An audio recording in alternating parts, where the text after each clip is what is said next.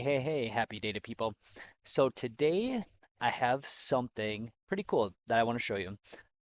Essentially what I'm going to be doing is using Microsoft products that they already have available, and I'm going to switch or repoint a report that's within the Power BI service, and I'm going to point it at a different Power BI semantic model. Now, there are a lot of ways we can do this. We could use Python or some scripting language to do the repoint programmatically, but Microsoft actually offers the Power BI REST APIs, gives us the ability to try those online. So I'm going to show you how to do it. I'm going to first start with the report, and it's this product report that we're going to switch. Let's look at the lineage first, and we can kind of see what we're going to do. So this should be pointing at this product semantic model. Um, and that's in a different workspace. Let me see if I can actually show what workspace that is in.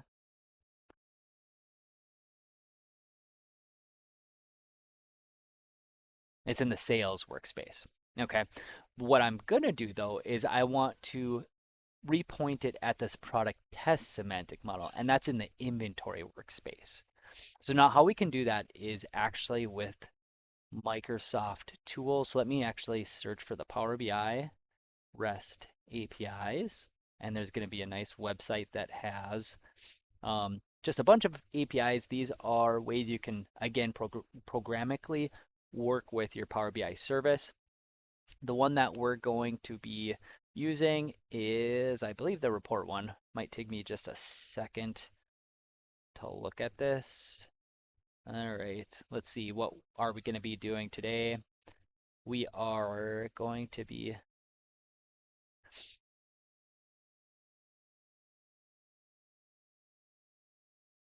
rebind. So we'll rebind the report to a new data set. So let me select this. And it goes through all of the different kind of what you need to use that API, but you can actually try this online. So I'm going to do try it here. I'll sign in to my Microsoft account here.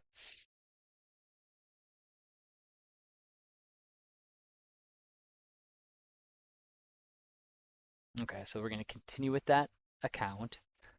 So now what I'm going to do is I'm going to put in some parameters now, and I'll show you where we can find these parameters.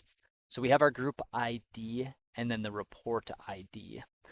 So I will go in. We'll first start with the group ID. So that is going to be right here. You can find it in your URL. So I'm going to take that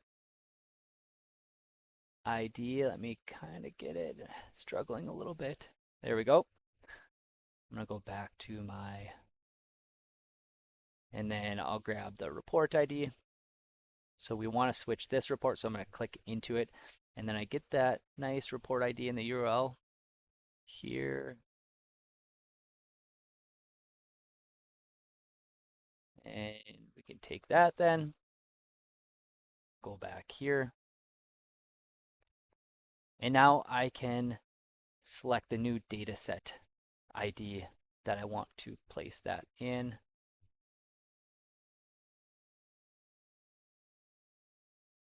So I want to associate with this dataset here.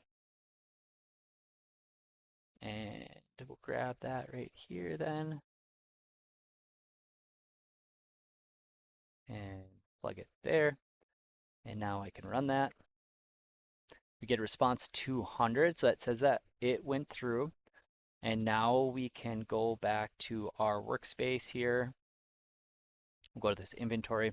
Remember when we first looked at this, this was pointing at the one in the sales workspace. So what now it should be doing is pointing at this product test in here. So we'll just test the lineage view again. I might have to refresh this. I don't think I did.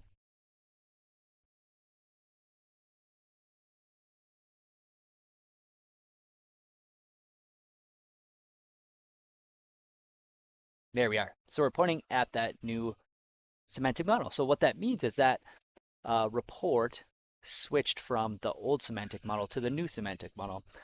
This can definitely be helpful for maybe using report templates and just kind of reporting them at different semantic models, knowing that you might have to change some of the data in it because if the column names or the measures, if they're different, you're going to get some error messages. But it can definitely be a time saver of maybe a starting point for developing your reports, or if you have to just repoint one because maybe the semantic model doesn't work anymore and you have a new one, that works as well. All right, hope you enjoyed this. I will talk to you later. Have a great day, everybody.